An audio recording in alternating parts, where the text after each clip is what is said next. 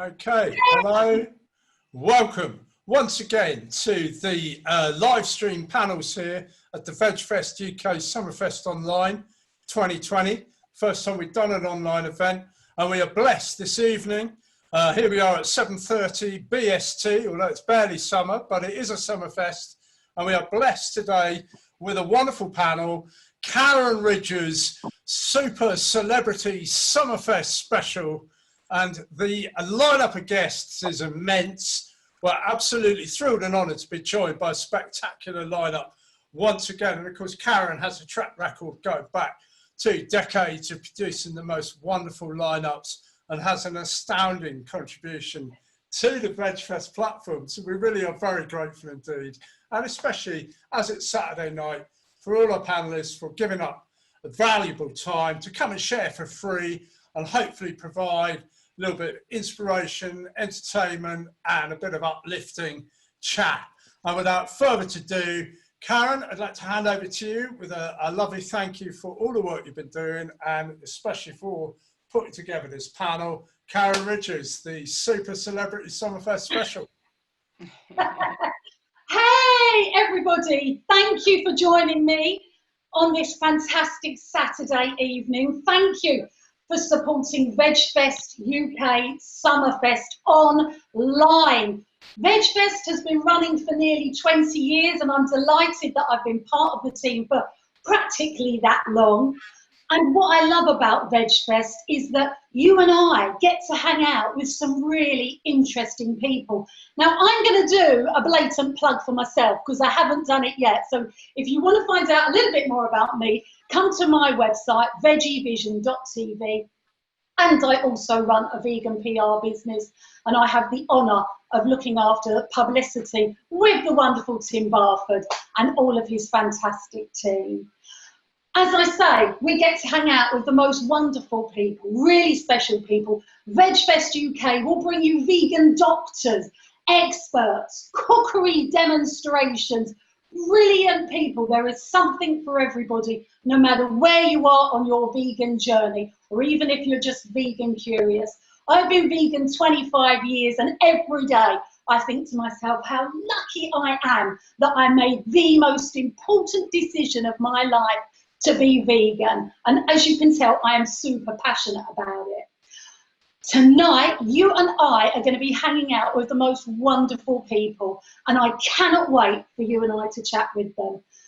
First of all, we have a really special lady. She's a very busy lady.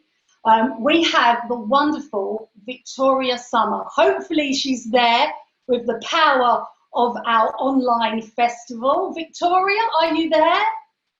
Yes, I'm here. Very happy to be with you today. Hello to you all.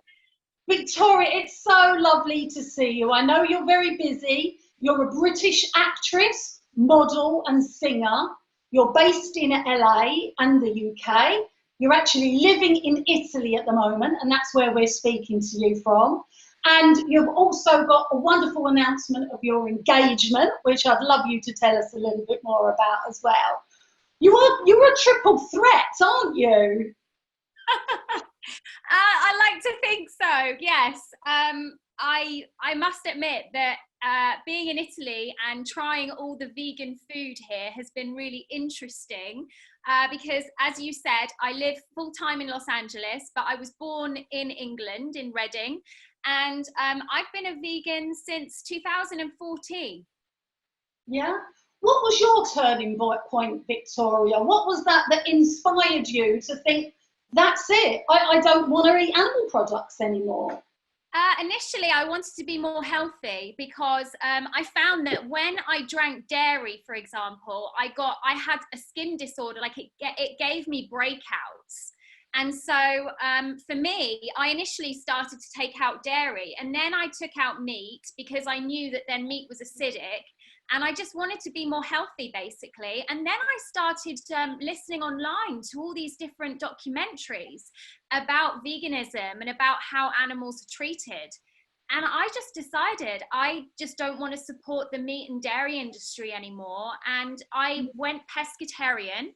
And then I gradually just decided I didn't want to eat fish anymore either. And I was vegan, and I've never looked back. I really, really enjoy the lifestyle, and I really love watching the movement expand and grow, and the selection of vegan food now is incredible. So in the last 6 years, it's changed so much. It really has. I mean, it's just growing constantly, which is so exciting. And what I like about you as well is when we spoke the other day, is you said, look, a pig is the same as a dog. You know, you're not going to eat your dog, are you? And that's what you really, when you really start to look at it. And for example, I got my dog at a similar time that I went vegan. And I have a little Pomeranian named Bentley, and he's 6 pounds, he's tiny. And I know a lot of friends of mine that have pet pigs, for example, and pigs are very smart, as are many animals, including horses, and, you know, and I can't even imagine the suffering and pain. I mean, animals are beings at the end of the day. They have feelings. And my dog, for example, has so much understanding and such a good ability to communicate. I mean, he's my best friend. And I can't even imagine the suffering and the pain that all these animals that are unfortunately have been born into slavery, billions and billions of animals. And so for me, to make that decision was very important, obviously, particularly for the animals as well. Yeah. Mm. Now, Victoria, you know, we've got lots of people watching, and some of them are going to be vegan curious. You know, here's me saying, oh, vegan 25 years. You know, I loved it 25 years ago. But there are people that are thinking, you know, shall I make that decision? Shall I go vegan? You know, I know we're passionate about animals and the planet. I know that means a great deal for you.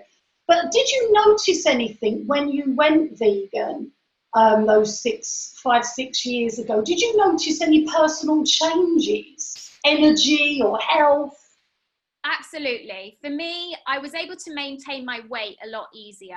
I also noticed changes in my skin. My skin really, really improved. And yeah, I must admit, I had more energy and zest for life. And then I think also I became more creative. The way I was eating, the way I was cooking, you know, dining out, I just became more creative in my food choices. And I ended up discovering so many new vegetables, so many new tastes. It's such a colorful way to eat. And I just was really passionate, and I just really, really enjoyed it. I want to talk to you more about veganism, of course, but I do want to talk about your incredible acting career, because you jumped in off the deep end, didn't you, and just thought, I'm going to fly to Hollywood. And there you are, you know, with super celebrities in massive blockbuster films. Yeah, I did. I trained in London, so I had a degree in acting. I did dance and musical theatre, and I was on the West End for a while doing musicals. But yeah, I did my first film in London, which did reasonably well. And then I just decided that I wanted a bigger life and a bigger career, and decided to make the move to Hollywood. Yeah, and I arrived there with a couple of suitcases, and it's true, I did dive in to a life there, and just ended up just feeling incredibly at home there. And it took me a while to be able to get on the ladder in terms of my career, because I really felt like I was starting at the bottom, you know, sort of all over again, despite my training and experience in the theatre. But yeah, it took me a while, but I ended up getting some great breakthroughs in my work. And yeah, it's something I'm very passionate about, to just follow your dreams and stay true to your goals. Oh, that's amazing. Now, I've actually seen one, I think it must have been your audition for playing, it was Mary Poppins, wasn't it? Oh, did you see it on YouTube? Yeah, I think there's a video on YouTube of my audition for Mary Poppins on Broadway. Yeah. And that was amazing. Saving Mr. Banks, wasn't it? And then you've been in Transformers, Yeah. you know, other things you've done. I know you've got your TV show coming out, but you absolutely lit up the screen. And I thought, my gosh, if this woman doesn't get this role, then I don't know what. You were just perfect for it. It was just lovely to see the audition. Well, that's so sweet of you to say. I didn't get that audition. I never got it. I played Julie Andrews in Saving Mr. Banks. And then shortly after I played that, I auditioned to play her as Mary Poppins on Broadway in the musical. And that's the audition that you saw, but I didn't get it. That is crazy. What's wrong with these people? Well, let me tell you, Karen, thank you so much, but it's major competition, major. Is there? I can't even imagine. So when you were queuing up to audition, how many people were there? Well, I actually just sent in a self-tape because at the time I sent in that self-tape, I was on set doing a musical movie called How Sweet It Is. And the director of that musical kindly recorded me for that audition during a day that we were filming on set. And I literally just sent in the self-tape and then never heard anything. That's crazy, isn't it? I posted it on YouTube to encourage people, you know, that this is what the business is like. You know, there's many things that we don't get, and there's many dreams that don't necessarily come true, but just to keep going and, you know, keep working hard and be persistent. Because I thought that was the audition for the film. It was just brilliant. No, it wasn't the audition for the film. No, that was the Broadway Mary Poppins. A little different. Now, between you and I, Victoria, tell us, you've worked with some big people like Tom Hanks, incredible people. Are they nice? Are they cool people? Anyone that's secretly vegan that you can spill the beans about? Let's talk about Emma Thompson. She's one of my most favorite people, favorite actresses. She's amazing. And I must admit that she was incredibly welcoming when I came on set, because obviously they'd been filming for a while and I was very new. And actually I walked into the makeup trailer and she knew my name. She knew exactly who I was, and she came up to me and said, "Victoria, welcome to our set." And she was really warm and kind, and she was amazing. And I spent some time with her whilst we were filming, and she was incredibly kind and loving and very chatty. So she's one of my favourite people. Hi, Emma Thompson. Oh, Emma watches all the time. When you're going around and you're talking to these incredible people, does the subject of veganism ever crop up? You know, it's interesting because people might say, well, you look so healthy, or, oh, you look really fit, or something might come up. And I honestly use any opportunity I can to talk about veganism because it's a big passion of mine. And so absolutely it comes up. And I will talk about people starting on a gradient, like doing a meatless Monday, or changing their coffee to dairy-free milk, or, you know, just making some suggestions that seem real to them. Because for a lot of people, just completely going cold turkey, as it were, is a tough thing. But on a gradient, I think it's very doable. Now, when we chatted the other day, I was really interested to find out a little bit more about the vegan scene in LA. And I also want to talk about your special tea events as well. Yeah, absolutely. So I have an afternoon tea event called Tea with Victoria Summer, which I launched in Los Angeles. And I was just chatting with you the other day that, you know, I recently got engaged to a chef, and we've decided that we're going to partner up together and make vegan, gluten-free scones and biscuits and, you know, sandwiches and things at my next Tea with Victoria Summer event, which supports teenagers with cancer. And all the proceeds go to Teen Cancer America, which is Roger Daltrey's charity. Oh, that's lovely. And you're going to bring this over to London again, aren't you? Absolutely. So my first event was in Los Angeles at the British Consulate. I did another one in Nashville at the Steeplechase. And the next Tea with Victoria Summer, hopefully, fingers crossed, will be in London. You're going to keep me posted so I can let everybody in VegFest land know about it. Absolutely. We're going to have gluten-free vegan scones. We're going to have vegan cream and some lovely champagne, and it's going to be wonderful. Oh, I can't wait. Well, look, quickly tell us a little bit more about being in LA. It's a very health conscious part of America, isn't it? It's a really fun and vibrant place. Are you loving it? And is it easy to be vegan in LA? I'd say LA is the easiest place to be vegan. There's so many fantastic restaurants. And what I love about Los Angeles is it's so up and coming. You have some of the most creative chefs who are creating some of the most innovative vegan food possible. So yeah, I just want to mention one of my favorite restaurants. Two of my favorite restaurants. One is Crossroads, which is on Melrose Avenue in Los Angeles. You should definitely go there. And then another one I want to mention is my friend Craig's restaurant. He has an amazing vegan menu. And really, you will not miss meat at all. It is there is so much selection and the food is absolutely delicious. And yes, being vegan in Los Angeles is amazing. But I will say, Karin, that London is not far behind, because London, I've noticed, now I've come back and I've spent more time in Europe, is really, really on the up.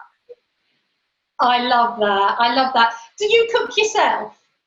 Absolutely. But I will tell you that I recently got engaged, as I said, to a chef, and he's not really let me do any cooking. So recently, no. He's told me that he's handling all the cooking. So I sort of said, okay, no problem. Can you mention him and give him a hello? Oh, hi to my fiance, Fabrizio. Hello. Oh, so tell me just quickly, because I know we've got so many people to speak to and I could talk to you all day, Victoria. Tell me just, a typical day. What do you have for your food in the day that's vegan, of course? So I normally start off with tea and toast in the morning. So I'll use like a vegan butter and then an almond butter. And then for lunch, probably one of my favorite things is to have sweet potatoes. I love anything with sweet potatoes. So I'll do like, I love sweet potato stew, sweet potato curry. I love sweet potato fries. I have a special V burger, which I love. And then in the evening, I tend to go for something lighter in the evening. So lunch will be my biggest meal. And in the evening, I'll have something light, like a really nice superfood salad, for example.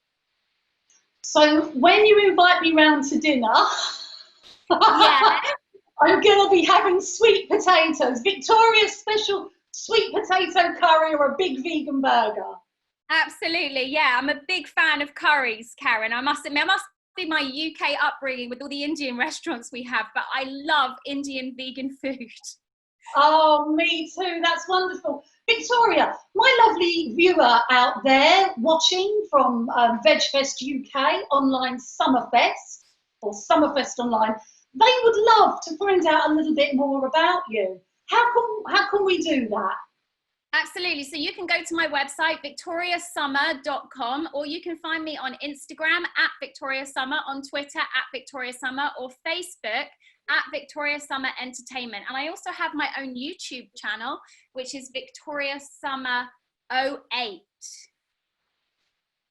That's wonderful. Now, the one final thing, what would you like to say to inspire our viewer that's thinking, shall I decide to take that step and cut out animal products? What would you say? They're thinking, shall I go vegan? What would you say, Victoria Summer?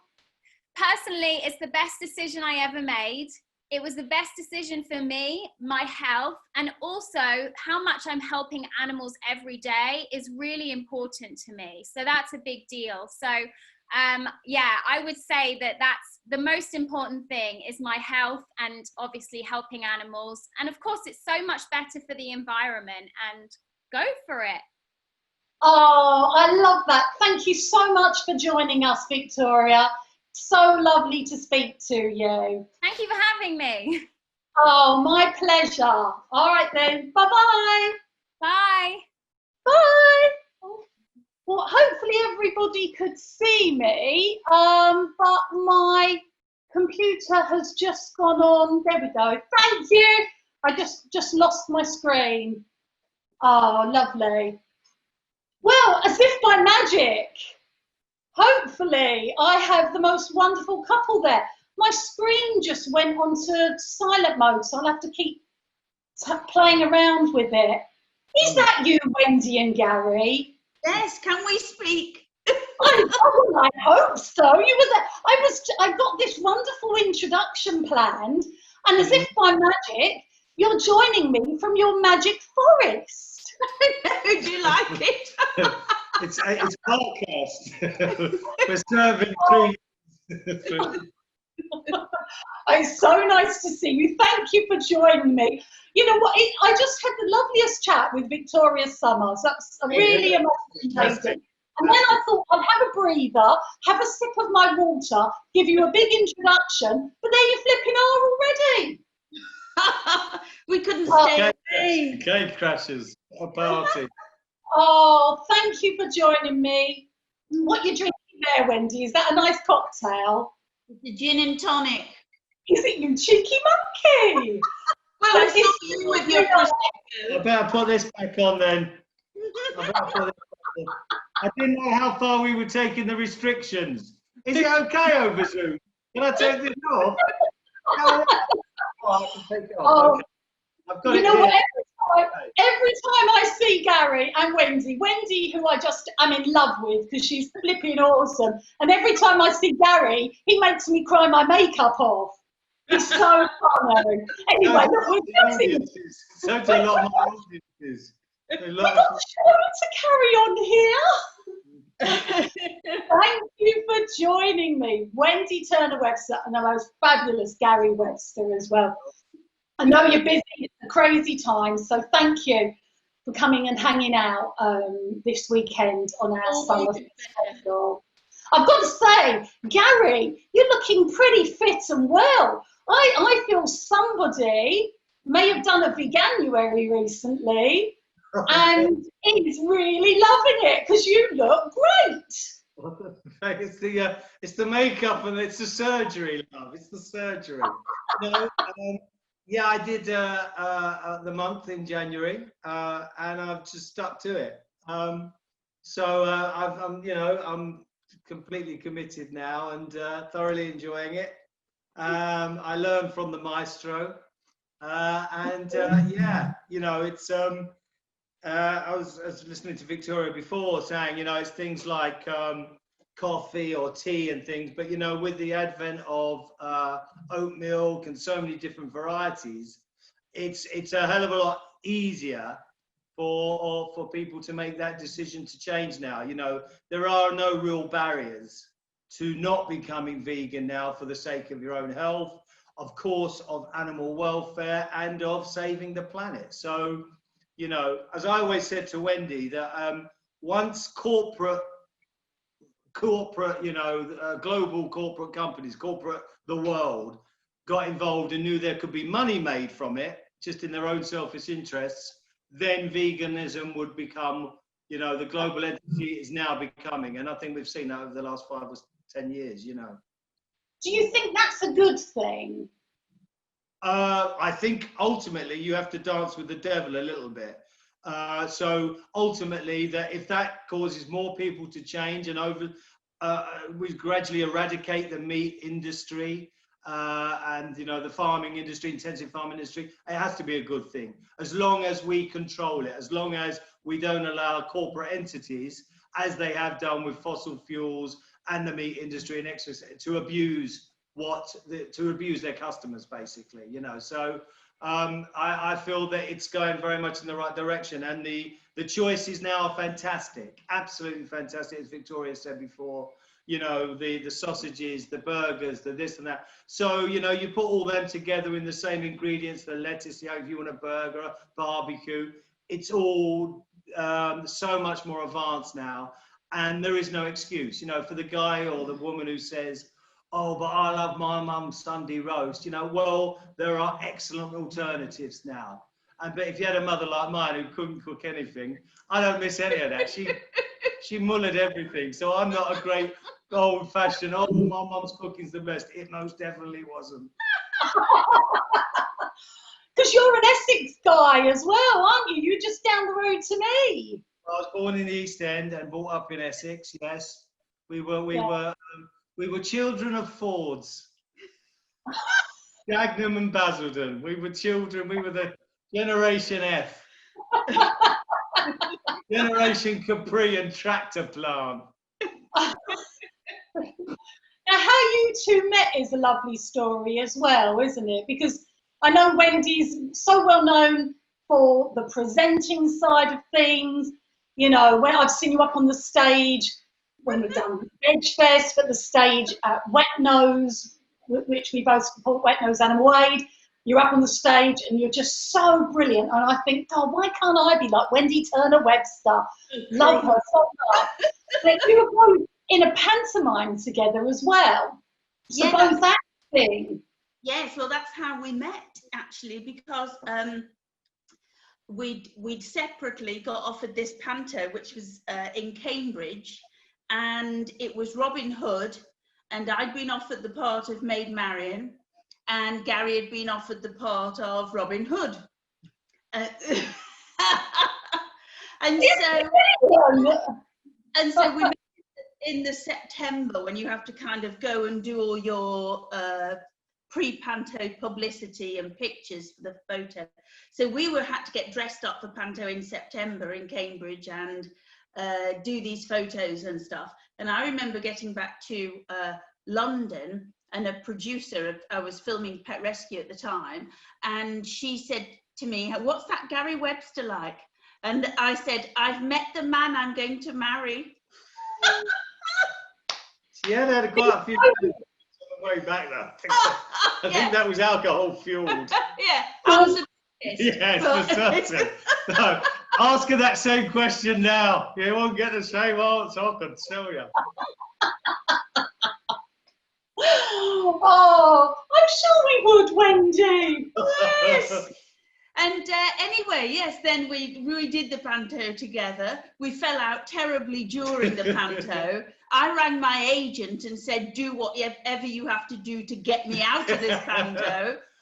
To which he said, "Don't be so ridiculous, you're staying where you are." And then the next year we were engaged and married and had Jack, our son. Oh, that's lovely. And do you think, you know, Wendy, as you know, I have told you this before, the first time I saw you, we were at a Viva demo and we were in Tesco's, and I was like a little, you know, just, you know, excitable vegan, probably like I am now, really. But there was this gorgeous, cool woman in her tight t-shirt going up to the don't laugh, it's true, going up to the manager, and there was all paparazzi around, and, you know, it was a big animal rights thing, and I just thought, God, I love this woman, she's so inspiring. But, you know, you've been vegan longer than me, haven't you? You know, we really had up to you. About 28 years. 28 years. Long before it was trendy. Gosh, and you know what? You look so feeble and pale. Fading away. I'm the same. There's too many flipping nice vegan cakes now, I've got to say. Yeah. But do you think over the years you have inspired Gary, you know, sort of, or maybe Gary should answer, you know, with Wendy's wonderful cooking? Not with my wonderful cooking, but wonderful nagging, probably. No, I was inspired, you know, pretty much when we first met, when we first started dating, courting, as it were. You became veggie really quickly. Yeah, actually. because I thought, you know, it would be such a disrespect to Wendy and her compassion and her passion about the subject, that why would I make a stand to eat meat, or, you know, like it meant something. For me, it was like, you know, isn't that love what love is about? That you would, you know, do something for somebody else because you know that wouldn't hurt them or upset them. So I was quite happy. And as I say, I wasn't coming from a long history where I was a meat and two veg kind of guy.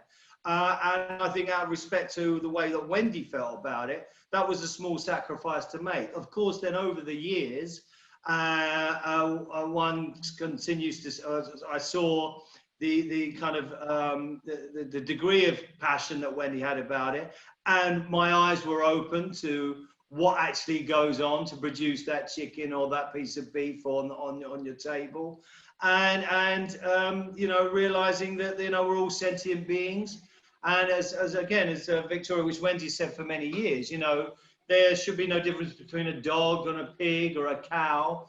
And we've recently got a dog, 2 years, and that only has cemented my view. You know, I call me crazy if you like, but I begin to see our dog Newt, we call her Newt, in many other animals, in cruelty to animal, elephant, this and that. There's something about it, and I think it's the ultimate connection that, you know, maybe we're kind of channeled not to embrace from a young age because of, again, of major corporate industry. They don't want us to think that way, but I think it's integral within all of us, because we all inhabit this planet and we all have to make this planet work for us, you know, and that is having a lot more respect for the other inhabitants of it, you know.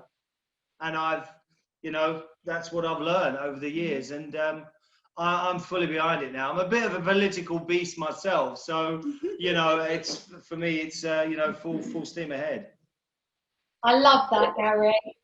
Karin, can I just say, because you mentioned Viva earlier, and I was doing some filming with them 2 weeks ago, which I did, yes, it'll come out soon anyway, but I was doing some filming with them 2 weeks ago, and such were the horrors of the stuff we were filming, is that, you know, and I was kind of having to perhaps give comment to the camera and stuff.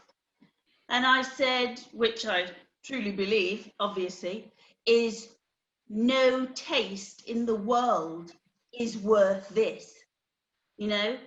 And really, it was the first time I'd actually seen such horror at a factory farm, like live, you know, one-to-one, as opposed to seeing it on a screen. And it really brought it home. And, you know, it really annoys me, as I'm sure it does you, when somebody says, oh, that was such a lovely bacon butty and stuff like that. And there's no, if they could only see how that bacon butty starts out its life, you know, and maybe they wouldn't be salivating quite so much.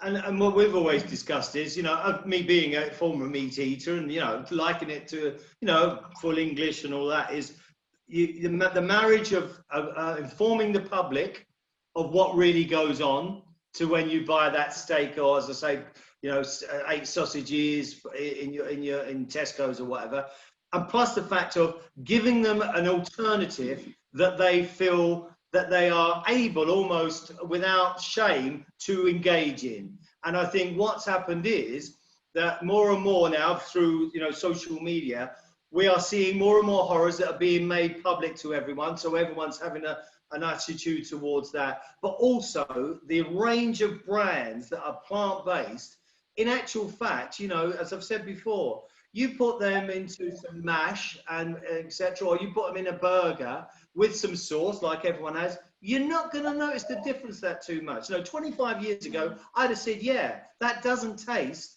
like a burger. It doesn't even have the texture. But now, advancements, so there really is no excuse. And I think that is why veganism is gathering pace at such a rate that it is, because I think there is a will of the majority to want to change.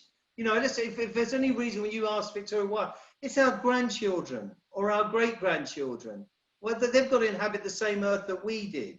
And at the moment, if we don't acknowledge the kind of damage we're doing to it, and part of that is, you know, the mass intensive farming that we do for the meat industry, they're not going to have that. So just for the sake of that, give it a go. And there's no really, you can't say now, though, it's not as good a taste.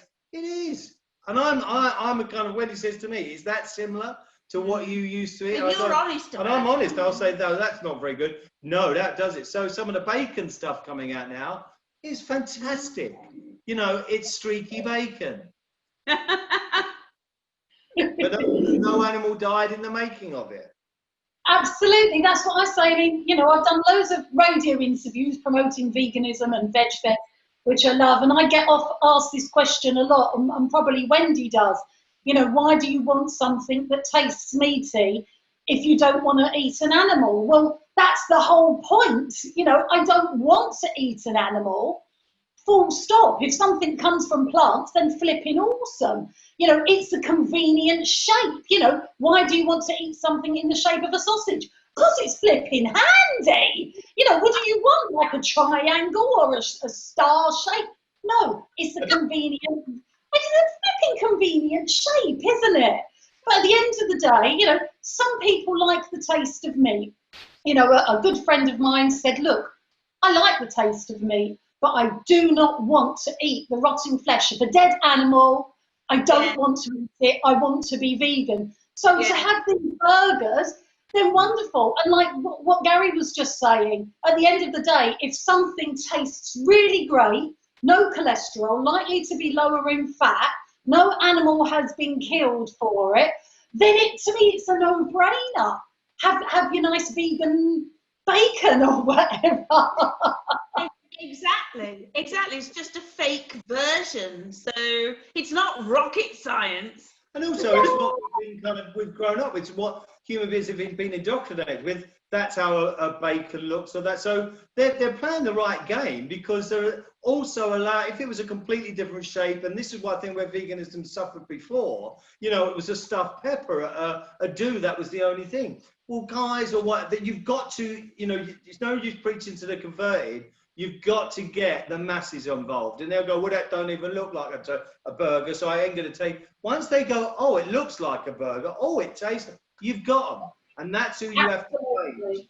You know, change the masses, and we have to do it in a way that they don't feel stupid or silly about doing it. Then you can produce it in a star shape. Then you can do the star shape and drink out of a triangular jug with a lovely bit of water, like Star Trek, coming down on the tube. I like your thinking. I think there's a business there. Oh, Gary, star shape vegan burgers. Futuristic burger leaves. You know what? I was thinking of saying to Gary, because obviously fairly new being vegan, does he think that he'd be a quiet vegan and just getting on with it, or does he want to be a bit vocal? And I think we know the answer to that now.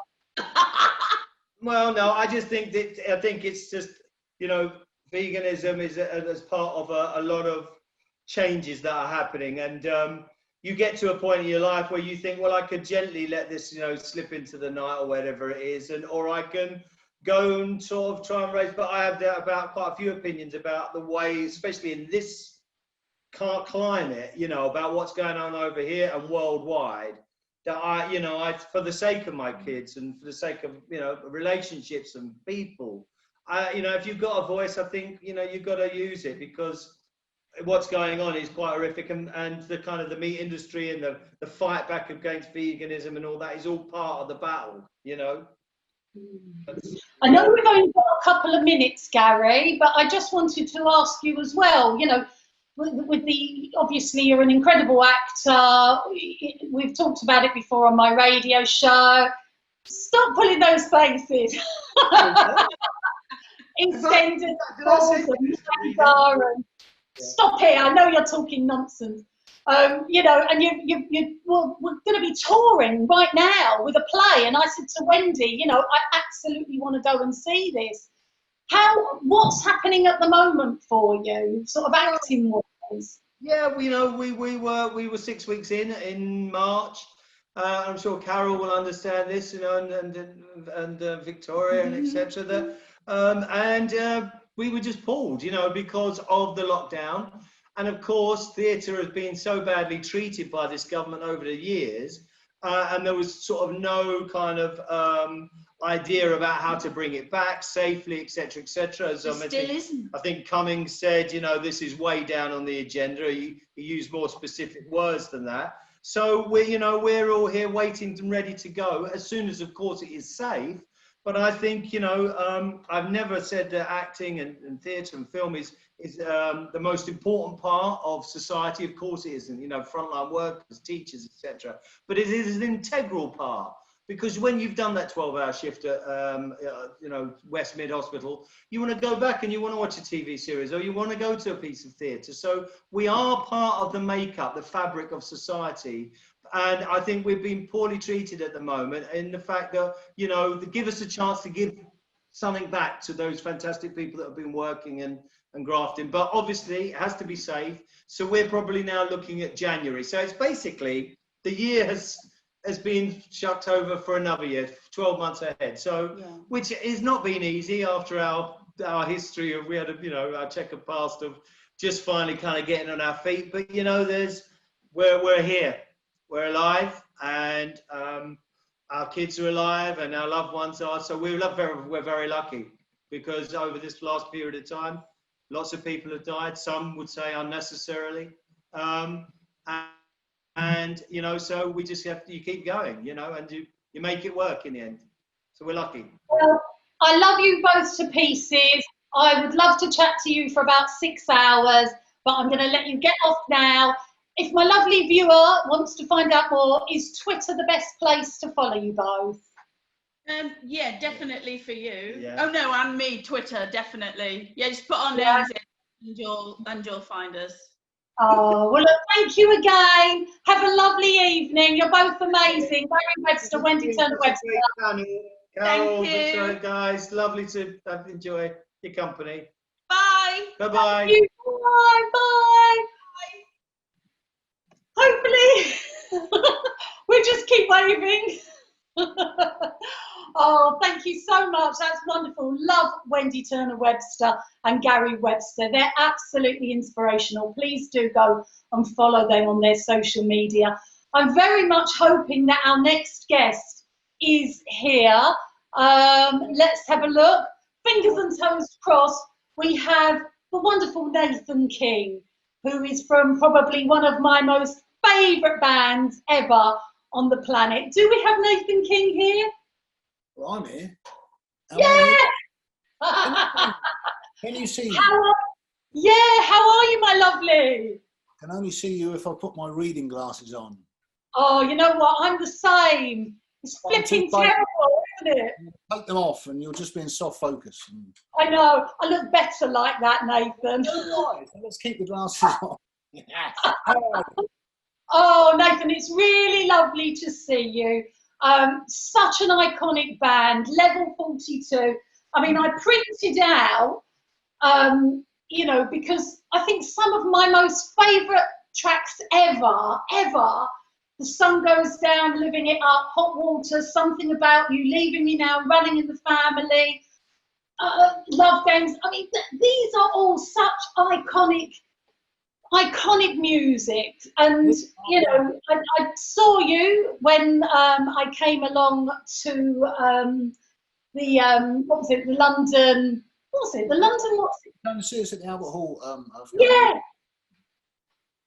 And it was standing room only. In fact, there was no room to you couldn't even stand. Your fans are hardcore. But it was an incredible show. And, you know, do you love what you do? You must be absolutely passionate about your music. I am. I've been doing it a long time.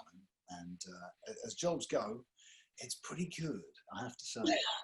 Well, it was actually up until about March this year. And as you alluded to with Gary just previously, it's all got very strange.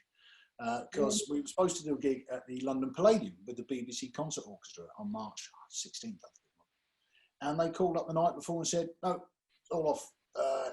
And then literally lockdown was the week after that, and I haven't done a gig for 5 months. So, you know, the music industry is in a terrible state. I know we're not here to talk about that, but that's currently what's going on, you know. How are you coping with that? Because obviously you're part of your life, and you know, let's talk about it a little bit, and then I want to pick your brains about being vegan and all sorts of lovely stuff. But you know, how are you getting on with this? It's just stopped everything that you do pretty much, like as a performer. Well, it stopped the live stuff. Obviously, studio stuff isn't affected because I've got a studio at home and I can work there. whenever I want, so that's fine. And recording I can do remotely. People can send me songs, and I can put my bits on it and then send it back to them. That works very well. So that's okay. I'll do some YouTube stuff as well, along with Anderson's TV, and that's okay because I can do that by myself. Yeah, so it's okay. And the other, actually, a really nice side of it was because the kids have been off school for months, you know, all summer. And so I've been homeschooling them. So, you know, there's a real sort of upside to it. Can you give me some advice on how to be a good homeschool teacher? Because it's doing my head in. I think my son just wants to, you know, he just thinks, oh, well, we just do this. And, you know, but I want to know exactly how to do it and the ins and outs. And it's just too much. What good advice would you give then for all of us in lockdown that are mums and dads and pulling our hair out? Well, I don't know if I'm the best person to give advice on teaching small children, but I'm very laid back. I'm a very laid back teacher, and you know, we'll do lots of nice arty, crafty things to make it fun, and then come lunchtime, forget it. That's all bets are off, and let's go and out in the garden. There you go. Oh, that is lovely. Well, Nathan, you know, you told me, I found out that you were vegan and you've come to VegFest. We hung out. It was absolutely a blast spending that time with you. You want a bottle of wine, actually. I don't know if you remember. I was hoping you'd forgotten about that. I do owe you a bottle of wine. That's the only reason I was going to come on. I thought you could virtually send it over. Oh, that did make me giggle. So I'm really embarrassed now. I really thought you'd forgotten about that. I do owe you a bottle of wine. A lot of things, but never a bottle of wine. Yeah, I came along to VegFest. That was great. It was really nice. We had a lovely. I brought my daughter. Do you remember Amelie? Yeah. And, yeah, we had a really nice time hanging out there. Yeah. Oh, that's lovely. But you do beat me. I mean, I've only been vegan for a very short 25 years, nearly 24. I don't know. But you've been vegan longer than me, haven't you, Nathan? How did it all start for you? Well, yeah, I moved to London from the Isle of Wight. That's where I was born and brought up, the Isle of Wight. I moved to London when I was 18, which would have been about 1988. And the guy that ran the shop at Macari's, is the music shop, Anthony Macari, he was a vegetarian. And he was quite passionate about it. And he gave me a book that was printed at the time by the Vegan Society. It was called The Cruelty-Free Shopper, I think it was. Animal-Free Shopper, I think it may have had different names over the years. And there was a little book that they bought it every year. And it had just a list of all stuff in it you could go and buy at the supermarket that was vegan, because, of course, it wasn't particularly clear sort of back then. We're talking 30 years ago, you know. And I remember that book just had this brilliant foreword in it that basically just described the whole concept of veganism. I hadn't even really thought about it before. But, you know, the vegetarian thing, I kind of understood. And then it just explained it so simply. And it's like something went on in my brain. I thought, that just makes perfect sense. So I think I've been vegetarian for about 6 months, read this thing and said, right, that's it. That's what I want to do. And that is, yeah, that's probably just a little bit over 30 years ago now. So. And I'm still alive. So. You're still what? I'm still alive. I'm living proof that, you know, we can survive. Yeah, yeah, it's great, and it's always been a very sort of personal thing for me. I've never been a big sort of preacher about it, you know. In fact, you know, certainly I even still not so much recently, because as you know, in the last sort of year or two, it's become incredibly fashionable and more accepted. But you know, for years and years, you said you were vegan, people would get very defensive, which is something I never understood. I'm sure that a psychologist could explain it very well. But people who, you know, if you told them you were vegan, people would just immediately attack you, go on the offensive, you know. And so I thought, well, do you know what? I'll just keep it to myself. And it's just always been a personal thing. But it's never been a struggle for me. I was, even though I was a big meat eater, I was brought up as, you know, 3 times a day, breakfast, lunch, and dinner. There's always a bit of meat on the plate. And and it was not something that I ever missed, you know. But I am a big fan of the sort of traditional replacements, the sausage and the pie and all that. You know, I like the traditional food. Yeah, as long as that's available, I'm happy. Are you a good cook yourself, Nathan? I don't know about a good cook. I kind of heat things up. That's how I would describe my abilities. I'm a good heater up of things. And my wife hates cooking, detests cooking. She doesn't want to do it at all. So by default, I am the house chef, the house heater up. So so by my kids are both veggie. And my wife is by default, so see, I don't make any meat stuff. So it's all right. I'm okay. I'm no Jamie Oliver, you know, but I'll do all right. So if I'm going to come round for tea, what are we going to have? Whatever you want. What you want? I want the Nathan King special. What is your go-to dish to impress somebody, or do they have to just have what they've got that you've heated up? My signature dish would be toast on beans, like the traditional version with a little twist on it.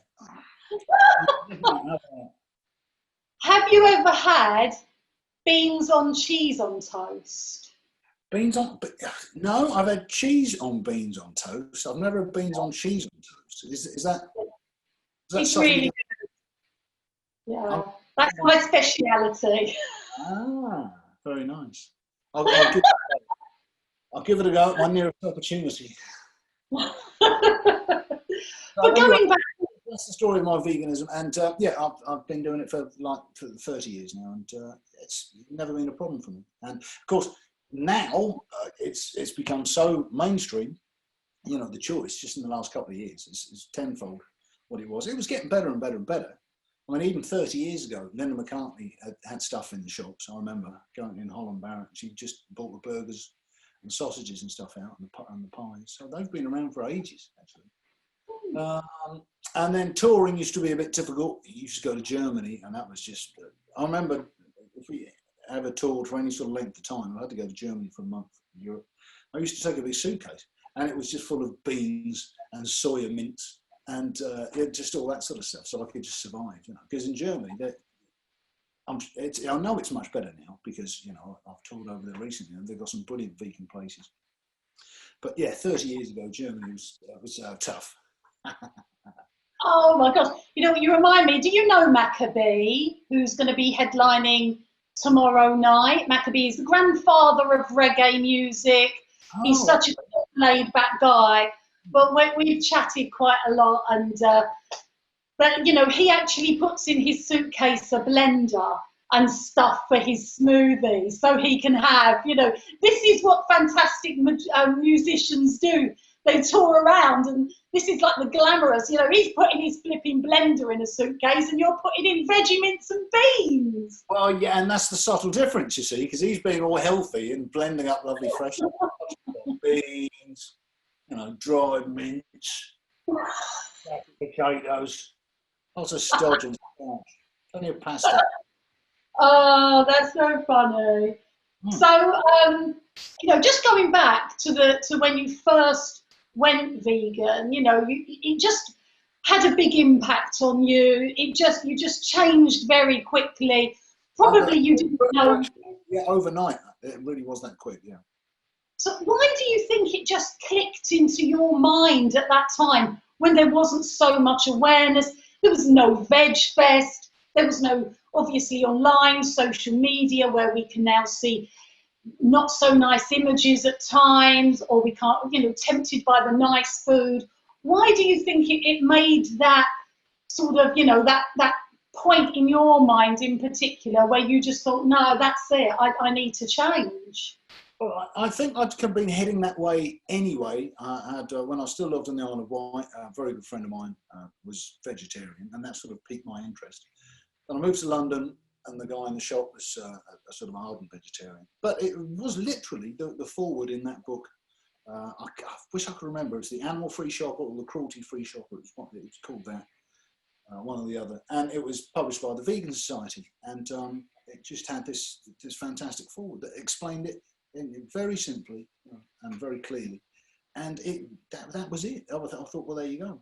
They sort of laid out all the facts, and it was a no-brainer for me. I thought, well, there you go. Then. Let's do it properly. You know. Oh, that's brilliant, Nathan. I wish we could talk for much longer. I think you're absolutely brilliant. I feel very blessed. We're very lucky to have hung out. You're so cool. I'm like this, like some crazy Essex woman, and you're so cool and laid back. And I've got to say, I realise that I think it's in about 2 weeks. It's your birthday.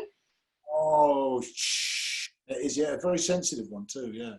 I know. Well, you're exactly 5 months to the day older than me, both on the 29th. So, are you going to do something lovely to sort of ease away the pain? Totally not. I'm going to stay in with a duvet over my head and pretend that it's not happening. I don't want to know anything about it. Oh, well, thank you so much. Really appreciate your time. Thank you, Nathan. Thanks for having me on, Karin, and we'll speak again soon, okay? I hope so. Bye for now. Bye. Bye. Bye-bye, everybody. Bye. We just keep waving until they... Bye. Bye. Bye. Well, hopefully Nathan is going to disappear and have his beans on cheese on toast, and hopefully our next guest is going to be here. Do we have the wonderful Hector Bateman-Harden on the line? Hi, Hector. Now we've still got Nathan, so I'm sure Nathan might want to disappear. He might want to hang out, Hector. I don't mind. That'd be nice. Yeah. Yeah, he doesn't mind. Oh, Hector! Hi. How are you? I'm good. How's your lockdown been? Oh, you know what? Sometimes I think to myself, what the hell is going on? And then sometimes I forget all about it and we just have such a lovely time. And then sometimes it's not lovely at all. What about you? Because you're doing such a whirlwind of things, Hector, aren't you? Yeah, my lockdown hasn't really changed. I'm homeschool. So I just do my tutors over Zoom. Although the one thing I'm not too happy about is I had 2 jobs that have now been postponed. And hopefully, when COVID-19 ends, which should be at the end of the year, I'll be back on them. Oh, that's wonderful. Look, Hector, we spoke the other day. I've known lots about you, and obviously there's only so much I can fit in your brain. But you are, in my brain, you're working on 4 Weddings and a Funeral, a TV series. Yes, that's finished. You've been in some brilliant films. You're noted as a quirky British actor who found his love and commitment to acting at just 5 years old. Yes. Which is pretty brilliant. You love being in front of the camera. You love wildlife. You support Born Free, campaign brand, trophy hunting. I mean, there's just so much about you. You know, I want to find out as well about your mean, crispy tofu chili. But before all of that, now you're only 10, but you've got a very mature head on your shoulders, haven't you? Yes, I think. Yeah, my mum says I do. That is your mum in the background. No, she's just gone down.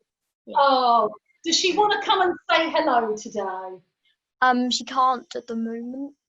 Oh, but I'm sure she would and go, oh. Yeah. Yeah. Now, Hector, you I thought when I heard about you, and I thought, what a lovely young man. Now I kind of thought, oh, you know, he must have come from a family of vegans because you're a passionate vegan. But it's not quite the case, is it? And you're kind of like slowly working to convert your family to be vegan. Yes. So tell me, why did you go vegan, and at what age were you when you made that decision? Well, about a year and a bit ago, I decided I wanted to be vegan. But probably around 5 years ago, I was having some lamb, and I asked my mum where the lamb came from, and she said they were killed. But I never actually thought of it like that. And I just really didn't like that. So I decided I wanted to be vegetarian. And then a year and a bit ago, I just didn't want any animals to be hurt to give me clothes or food. So I became a vegan. I love that, and you're so bubbly and positive about it, and you absolutely light up on the screen, which is wonderful to see as well. But was there something that you read, Hector, or did it just sort of come into your mind as you were eating a piece of meat that actually this is an animal? Was it just that connection that you made? Yeah, I've always loved animals, and I never really thought about it as me who loves animals eating animals. And I just couldn't do it. So yeah, that night I just had a piece of toast instead. Oh, that's wonderful. Yeah. You know, how does your friends how have they taken to that decision that you made? Do they feel that it's a bit strange, or do they think, hey, that's quite cool, or do that's just what it is and that's what it is? I think they're fine with it. It's a choice that I want to do. They're fine with it. That's wonderful. Now tell me, you knew at a young age that you wanted to be an actor, and I'll let you into a secret, Hector. I really knew at a young age that I wanted to be an actress, but I got quite nervous, and I just ended up doing more presenting, I suppose, than acting. But I played some good roles, I've got to say. So tell me, what again made you decide to be an actor? And it's interesting because it's your mum as well who's been a brilliant supporter of yours, hasn't she? She has. She's been brilliant. But I'm a massive Star Wars fan. And I was watching the bonus features on Return of the Jedi, you know, the bits everyone skips. And I decided being an actor looks like quite great fun. So I told my mum when I'm older I want to be an actor, but she said, children act too. And I went, yes, please. So I joined an acting class. And I did that a bit, but then I decided I wanted a break. So I had a break for a couple of years, and then I started out doing theatre, but then decided I preferred doing film and TV. And I've been doing film and TV. What's the difference for you being on the stage then and doing your film and TV? I think in a film, you can do it different ways. There's a lot of detail. You can think about the detail, and if you get something wrong, you can just do it again. Whereas on stage, it just happens. It's all very big. You have to do it quite big as well. If you get something wrong, you can't do another take, and you also have to do it there and then with a bunch of people expecting you to. Yeah. Do you find it easy learning your lines? Yeah, it's okay. Yeah, I find it easy. You're just showing off now, Hector, aren't you? You know, when I had to learn my lines, I was travelling up to London, so on every train journey, every tube journey, every lunch break, every time I was in the bath or in the gym, even on the loo, my lines would be with me. And people used to say, how have you learnt your lines so quickly? And it's because I was spending hours and hours and hours every second that I wasn't working in my banking career. I was learning my lines, but it's a lot to take in, isn't it, really, learning all your lines and knowing about the character as well. Yeah, what I normally do is I will read the lines a couple of times, and then I'll think about the character, and an exercise I do is I think about what I relate and how I relate to the actual character I'm casting for. And then once I've done that, I will read the lines out loud as the character, and then I'll just read it again and again, and then read it with my mum, who will help me and tell me what I'm doing wrong, what I'm doing well, and I'll have learned them. Now, I want to link in your acting to your veganism, because I know you've worked with two people that I've met, one who is an absolute inspiration, who's been on the stage with me at VegFest. Everybody loves him, Peter Egan. Yes. And also, who I've met as well at a lovely event, Natalie Emmanuel, who is a Yes. fellow Essex girl, I've got to say, who lives, when she's not in America, she lives down the road to me here in Essex. Oh. But yeah, so I know both of them, and you were filming 4 weddings and a funeral with them, and you're all vegan. Yeah, it was lovely, actually. We'd all get the same kind of vegan meals. I spent a lot of time talking to them and sharing each other with recipes. And Peter Regan was telling me about moon bears and a charity he helped to make. Oh, that's lovely. What else did you chat about? Because obviously Peter Egan, he played your grandfather, so He did. you're 10 years old, and then you've got Natalie, who I'm not sure if she's in her 20s, I'm not sure, probably is. So you've got all these different ages, all these wonderful vegan actors. What did you talk about, vegan-wise? Well, Natty Emmanuel actually taught me yoga. Oh. Yeah, which was it was a bit random, but it was really fun. Yeah, it was lovely doing yoga in the morning with her. Oh, that's lovely. So tell us, what is a typical day of food like for you, Hector? What is your vegan diet like? Well, I wake up in the morning and I love chia pudding. So I'll have that with a couple of berries. And then I have a salad in a wrap, basically. I like having salads in wraps and tofu. And then for tea, I don't know what I have for tea often. Chili, I think this chili tofu curry. Yeah. Oh, that sounds nice. Do you like cooking yourself? Because I know you did tell me when we chatted that you do cook a little bit yourself, don't you? I do like cooking. Yeah, my mum's a brilliant cook. But I know actually how to make the chili tofu. So what you need for it is chili, tofu, and rice, wine, vinegar, I think, yeah, and maple syrup, a little bit of garlic, and soy sauce. And to make it, you need to take everything but the tofu and put it in and mix it up. And I have this cool little gadget that you screw to press the tofu, and it drains it. And then while you're making the sauce, the tofu should be done. So you take the tofu out, you cut it up into small little chunks, put it in, stir it up, and then I think you put it in the fridge for a while. Then you take it out, you bake it, and then it's ready to eat. Yeah. And do it with rice. It's lovely. You're making me hungry. Have you had your dinner tonight? Or are you going to be going off? No? It's late. No. It's a late one, though. I don't mind. Now, actually, you've got another interview after this, haven't you? I've got a call. Yes. Yeah, an acting call. Oh, exciting. So you've filmed 4 weddings and a funeral, the TV series. You've made brilliant films. I know you've done some commercials, but that's not the path that you're taking now. Are you going to focus more on films? Are you going to be going off to Hollywood again? I don't know. I hope I get to go to LA because I love America. But yeah, I'll just see what happens.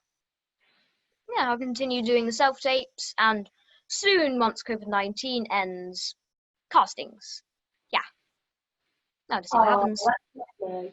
And what would you say then, Hector, to anyone that's thinking, I'd like to be vegan? Maybe they could be 10 years old, they might be older, but they're thinking, can I do it? You know, is the food boring? Am I going to just be hungry? I mean, I don't know what they're thinking because I've been vegan since before you were born, Hector. But what inspiration would you give to them? Well, being vegan isn't just a life of lettuce and peas. There are actually a lot of vegan food. Some naturally vegan, some things like vegan chocolate cake and vegan ice cream. But you don't need to kill animals just to get stuff you can get perfectly well from plants and it's also better for the planet to have to have plant-produced things rather than meat. Hector, that's absolutely brilliant. And you know what? I think that in years to come, we're going to look at this interview and go, OMG, that is that superstar, Hector, that's now in all of these Hollywood films. And we got to chat to him early days when he was 10, talking about being vegan. Yeah, hopefully. Hector, how can anyone really find lovely. out? Oh, it's such a pleasure to talk to you. You're an absolute star. How can our our VegFest viewer find out a little bit more about you? Are you on social media? Well, on Instagram, I am called Hector Bateman-Harden. Oh, sorry. In Instagram, I'm Hector Bateman. And on Twitter, I am Hector EBH. That's wonderful. Well, I wish you all the very best in your career. Really Thank hope you. we get to talk again soon. And when lockdown is over, if you're here, I'd love for you to come on the VegFest stage with me as well. Definitely. And talk. But have a lovely evening. Love to you and your family. Thank you. And Bye. see you soon. Bye-bye, Hector. Yeah, bye. Oh, we've got to just keep waving until they cut you off. Oh, there you go. What a lovely young man. We do get to hang out with the best people. And I'm absolutely keeping my fingers and toes crossed that the technology of VFairs is going to bring me two of my most favourite people ever. I am hoping that waiting in the wings is the wonderful Royle and brilliant pop star, singer extraordinaire, Tally Spear. Are you there, ladies? We are here. Can you hear us? Oh, I'm so pleased. Now, did you go off and get your dinner? Yes. What did you have? Yeah. We had a What special did you- chef. We had a special chef called Julian Spear, who is Tally's dad. Oh, how lovely. Is he a good cook?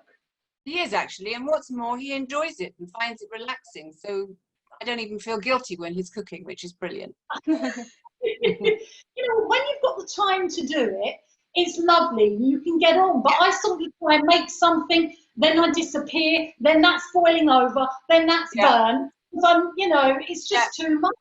Funnily enough, I was talking to Julian's uncle about that very thing today, because they have wonderful food all the time, his uncle and his uncle's husband. And I was saying, look, I do love cooking, but only when I've got time. If it can be ordered and I can have a recipe and I can get it all sorted. Julian really is fine just throwing it all together in a hurry. He doesn't need to have that time, and that he finds relaxing. So, you know, we fit together very well. This is turning into a cookery show, isn't it? Well, look, you know, I'm a big fan of both of yours. Carol and I, we met, and I know you're a patron of the Animal Free Research, which was the Dr. Hadwin Trust. Yes. And I just thought, oh my gosh, this woman is just so amazing and lovely. And then, you know, as if by chance, you know, social media come into play, and I found you, just a tweet popped up, and I thought, that's Carol Royle. I can't believe so I good. It was Reunite after all that time, and that lovely picture of us, sweetie, with Joe Lumley and the other people, and cutting a cake. It was a great evening. It was a great evening. It was a great evening. I mean, I announced from the stage that I was pregnant. My son is now 14. We had Joanna Lumley. We had the late Sean Hughes, who was just mind-blowing. It was a wonderful event. And there we are, cutting the vegan cake. And, you know, 14, 15 years ago, that was a big deal, having vegan cake. I mean, it's still a big deal now for us. Yeah, vegans. it is. I eat far more naughty things now than I used to, funnily enough. Me too. But Carol, I wanted to say, and I've written a few notes down, and I wanted to make sure that I get this right. You know, patron for Animal Aid. There's other people that you support. Animal Free Research. Yep. Programs include Life Without George, Heartbeat, Blake 7, The Professionals, Hammer House of Mystery, which is amazing, Crossroads, Casualty, I mean, the list goes on, just brilliant.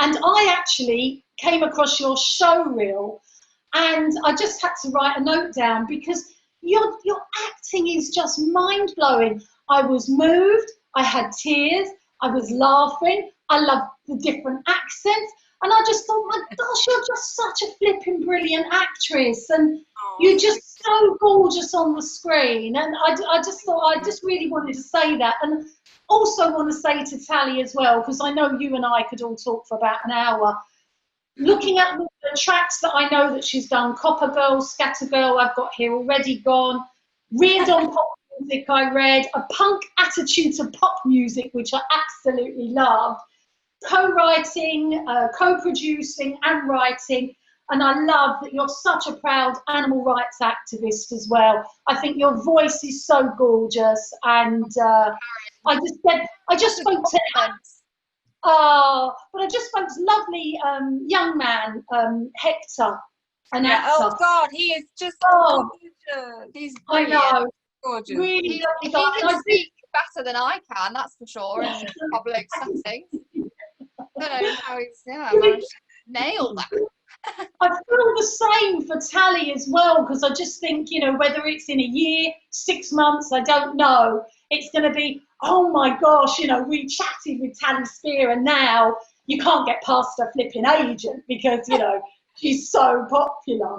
But it's so nice to talk to you both. And Tally, I know you inspired your mum to be vegan, didn't you? I guess so. I mean, we were always going to go this way. I think it was just a matter of when, and we should have done it a long time before, I think. But yeah, I mean, obviously I was born veggie, and mum and dad have been veggie since the 70s. I'm not quite sure exactly when. And yeah, 5 years ago, I was like promoting my music and, you know, talking about animal rights through my music kind of career and journey into my music career. And I just thought, you can't continue to preach about something if you've not gone fully all the way. Like, if I'm going to advocate veganism, there's no way I can be vegetarian. I have to be vegan. So I'm just lucky that I've got two parents that see eye to eye with me and wanted to do the same thing. It makes it so much easier. That's wonderful. And Carol, you know, bringing up your family as vegetarian, and I know you said you initially went vegetarian in 1973, and I'm thinking to myself, how the hell did this woman go veggie in 1973 when she was probably born in 1971? But, you know, when you went veggie in 1973 and brought your family up, I mean, that was it's a huge deal, but it was a huge deal in the early 70s, wasn't it? Yeah, it really was. I mean, I became a vegetarian in 73. I was at drama school, and I think, Karin, you know this story because you and I are friends and we've known each other a very long time. But I've always been a latent vegetarian, let's put it that way, even as a small child. But in those days, you know, 50s, 60s, you didn't question, and you certainly didn't question when you were young. You just did what your parents told you. And one day I came back from drama school and I saw a piece on the news which was all about butter mountains and beef mountains, and it was quite late, so after the watershed, and this farmer was shooting calves between the eye and piling them on a rather wriggly sort of a pile of animals. And I looked at it and I thought, that's it, I am never ever going to eat an animal again. Now we're talking about 73. And the thing about that is that it was difficult enough being a vegetarian, let alone being a vegan. And the Vegan Society once approached me, and at that time, you know, all those years ago, and I said, look, at the moment, I can't go the whole way because it's difficult enough. I go out to dinner a lot. I don't want to alienate people. And at that time, they were alienated very easily. They would become, a lot of people would become very aggressive with you and say, well, what about that cabbage? You know, you pull up a plant, it's screaming, same thing, and you'd have these obtuse arguments. We still have that now, to be honest. It does, it can happen, but luckily not quite so much. And I thought, if I go the next stage and I go, no, sorry, but was that cooked in butter and da da da, I'll alienate more people than I can enticed to listen to me. So I didn't go vegan until about 5 years ago or something like that, I think it was. And Talitha was very much on the verge of that. And I came into contact with Wendy Morgan, who I think you know, who's an actress and a director and a producer and an editor and every other kind of talent. And she asked me if I'd come on board and help produce a movie that she had written and was making. And at the time it was to try to give a voice to animals in factory farms, and particularly to try to make compulsory CCTV in abattoirs. And we're going along that route now, I think. But I had already, like Wendy had, seen stuff close up.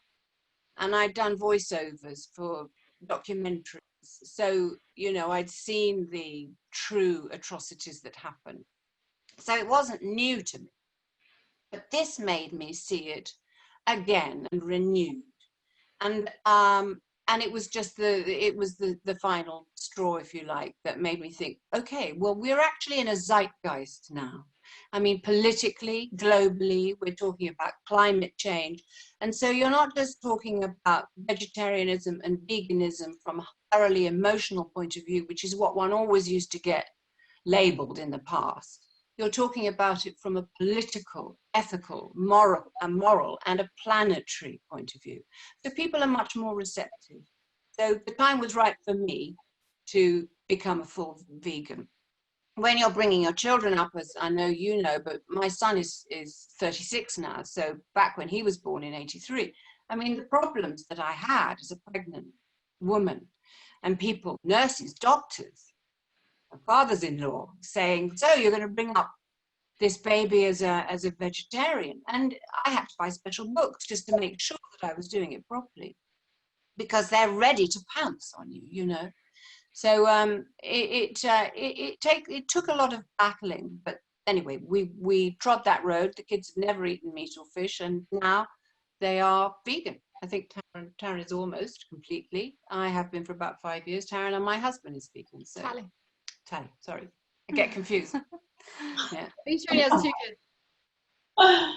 That's wonderful, and I know it's influenced your music as well, really, hasn't it? Your music just seems, I don't know, I think maybe it is the punk side of thing, the pop and the punk, I don't know, but I feel like there's some kind of connection, perhaps.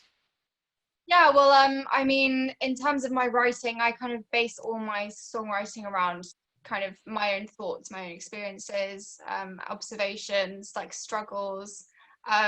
But you know, now in the modern music industry, being an artist and you know, a singer isn't about just the music.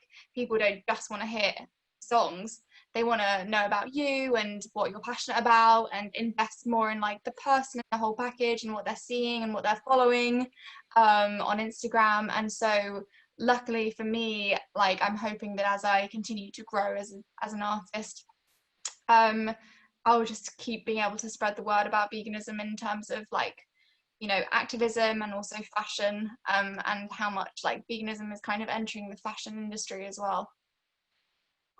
I love that. Carol, you must be very proud of your daughter. Yes, I am. I'm proud of her because she's deep and complicated and all the things it takes to be a creative, frankly. And she's honest, and I think you need that to, you need it to act.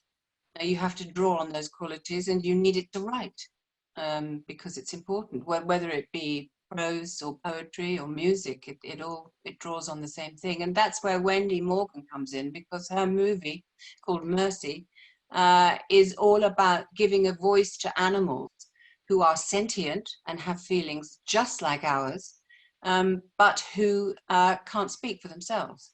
And only now are we realizing just how sentient they are. And Wendy has managed to speak for them through human actors who are portraying them, and try to get across as Wendy was saying about this thing that she's just filmed with Viva, the reality. And as Linda McCartney once said, if abattoirs had glass walls, everybody would be a vegetarian. And it's just being able to get up close and see the truth and reality about it. And so, yeah, I'm very proud of Tally that she's a bit of an anarchist like her mother. I love that. I wish we could just talk for absolutely ever, because you know I'm such a fan. I think Tally is just such a wonderful singer, performer, songwriter, and Carol, your acting is just on another level. You're just such an inspiration, and I know you do so much for the cause. I'm just so lucky that I feel like we're mates just because I just love you, really. But for the viewer that's thinking, and I've asked the others this as well. For the viewer, VegFest viewer, they might be vegan or they might be thinking about it, vegan curious. What would you say, both of you, to somebody that's thinking, can I do it? Can I go vegan? Is it worth it? What would you say? I would say just jump into it and try it, because you can think about it all day long, every day. But unless you actually jump in and just do it for a while, you're just never gonna know how good and how effective it is. I had a best friend who came to a festival that I played at last year. It was a vegan festival, the Vegan Camp Out. I think you might know it. And she was a meat eater. Oh yeah. Mm-hmm. She was a meat eater, and she just came to support me as my best friend when I played at the festival. And we camped there, and she left saying, I'm never eating meat again. Vegan food is way too good to eat meat again, just from being there and actually experiencing it. So I would say just do it and see how it goes. And I would say, just to add to that if you're on the cusp, to be brave and look at a number of the movies that have been made, because lots of people are just on the fence about it, and they say, yeah, I know, but I like meat so much. They just need to go that one little step. I can't see it. One little step. Yeah, we've got to wrap that. Okay. That's so really good. Yeah, that's the thing. Brave and take a jump, as Tally says. Oh, thank you so much. We need to do this again. Just us three hanging out for 6 hours, and get Tally to perform as well next time. You must promise me we're going to do something like that, Tally. We will. We definitely will. Thank you so much, Karin. Have a lovely rest of the evening. We're just going to carry on waving until they cut you out of the shot. Okay. Well done, Karin. Well done, everybody. Bye-bye. Well done, Karin. Bye-bye. And here we have Tim back. Well, I don't know where the past hour and a half went to, I've got to say. But we've got to shoot off quite rapidly, because we have the fantastic Adamski waiting in our wings, don't we, Tim? That's right, Karin. That was brilliant. Thank you ever so much. It was a classic Karin's Super Celebrity Summerfest special. We had some really interesting guests as ever. I was lurking there, just having a little horizontal after my 14-hour shift, and I was just got another few hours yet. So it's just absolutely wonderful to listen. All your guests. And it's true, we do have Adamski waiting in the wings. So we're going to have to say goodbye here, just to say this has been recorded and you will be able to watch this again later. Thanks for those who've been watching. Please do go visit our stalls. They're still open. Our exhibitors are there. Do tell your friends about the show. It's open again tomorrow. And Karin and I will be back on air live tomorrow at 9 a.m. for our chat show with some wondrous guests. So we're going to leave it there. Thanks ever so much, folks. And well done, everybody. Karin, thank you especially.